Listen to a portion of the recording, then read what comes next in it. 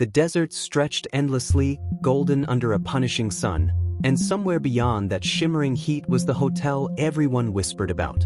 It promised peace, seclusion, and luxury beyond imagination. I needed all three. Burned out from work, worn thin by life, I booked a last-minute stay at the Solstice Grand Hotel, a towering oasis that stood alone against a barren horizon. The pictures were stunning. Crystal pools, endless buffets, glowing reviews. Everything looked perfect. Too perfect. I had no idea that beyond its velvet curtains and marble floors waited something I could never have prepared for. Every smile I met held something back. Every shadow seemed too still. By the time I understood what was happening, it was already too late. There is a reason why some places in the desert stay forgotten. I had found one of them. And now it had found me. The taxi rumbled across cracked earth, tires kicking up spirals of dust. Ahead, the Solstice Grand Hotel rose out of the sand like a hallucination. White stone arches reflected the blinding sun. Rows of date palms framed the entrance, their green leaves stirring against a wind that seemed not to touch the desert around us. My driver, a quiet man named Samuel, did not meet my eyes as he dropped my bag on the curb. "Enjoy your stay," he said, voice flat, before speeding away faster than seemed necessary. Inside, a rush of cold air struck my face. Polished marble floors gleamed beneath my boots. A grand chandelier, a cascade of gold and crystal, hung from the ceiling. The lobby was massive, built to impress. Yet for all its size and beauty, it felt hollow, like an echo of something real. A woman at the front desk greeted me with a fixed smile. Her name tag read Clara. She wore a deep red uniform, perfectly pressed. "Welcome to the Solstice Grand," she said. "We have been expecting you." Her words were polite, but something about the way she spoke made my skin prickle. I gave her my information, signed a guest book that already had hundreds of names, and received a heavy brass key attached to a leather strap. "Suite 404, she said. "Fourth floor. Take the main elevator." There was no bellhop, no other guests in sight. The elevator doors groaned open, revealing an interior of mirrored walls and gold trim. As I rode up, my reflection seemed to ripple under the fluorescent lights. My suite was as promised, lavish. Thick velvet curtains, a sprawling bed, a private balcony overlooking dunes that stretched forever. Every surface shone, every corner arranged with the cold precision of a museum exhibit. And yet, when I stepped onto the balcony, a strange unease stirred inside me. The landscape was too quiet. No birds, no insects, no distant sound of vehicles. Just a heavy, pulsing silence. I unpacked and tried to shake it off. Maybe I was just tired from the trip. Maybe isolation was part of the charm. The television offered only static. The Wi-Fi showed full bars but refused to load a single page. I opened the mini fridge, stocked, but all the expiration dates had been scratched off. A gentle knock on my door startled me. Standing there was a boy, perhaps 15, holding a tray with a silver dome. "Complimentary dinner," he said, voice so soft I almost missed it. "Thank you," I replied, reaching for my wallet. He flinched backward. "No tips," he whispered. "Please."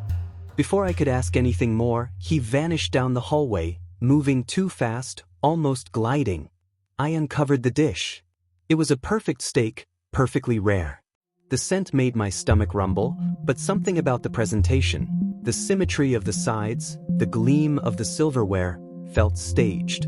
That night, I wandered the hotel, hoping to find signs of life. I found only empty corridors, darkened conference rooms, and closed doors. At the grand restaurant, a few guests sat stiffly at their tables. No one spoke. No one made eye contact. A man in a tailored gray suit noticed me. He raised his glass in a silent toast, his smile brittle, his eyes wide and unblinking. My second day began with a loud crash. A painting had fallen in the hallway, shattering its frame.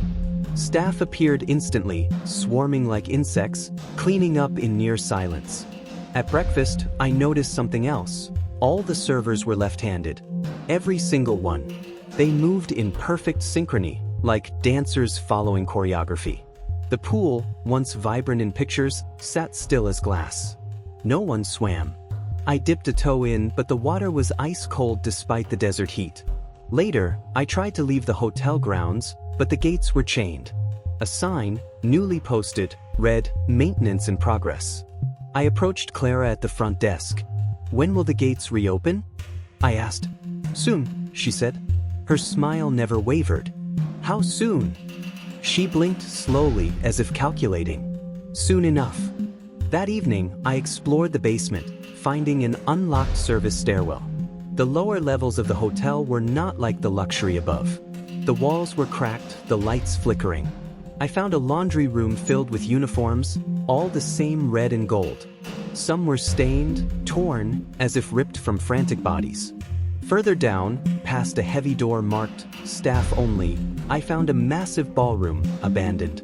Tables were overturned. Bloodstains marred the marble floor. I heard footsteps. I ducked behind a pillar.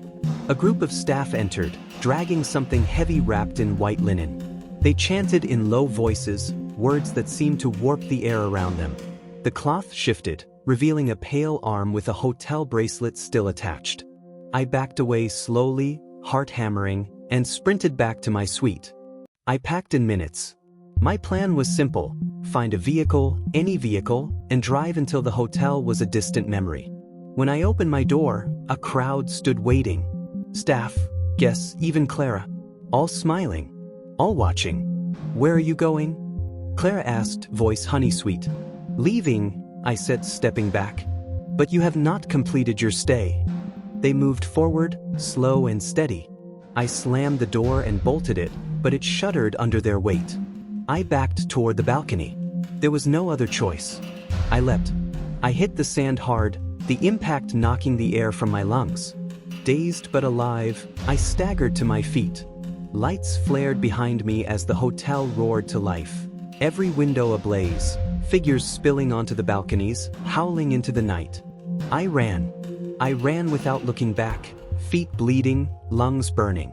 After hours of aimless stumbling, I found a highway. A battered pickup truck screeched to a halt beside me. "You are lucky," the driver said, an old man with sun-leathered skin. "Not many come back." I climbed in, too broken to question. As we drove away, I turned once to look. The Solstice Grand was gone. Only an endless sea of sand remained. Weeks later, back home, I searched for the hotel online. No results. No reviews. No trace it had ever existed. Sometimes, late at night, I swear I hear whispers through the vents. Promises of paradise. Please to come back. One morning, I found a brass key on my kitchen counter. Room 404. The leather strap was still warm,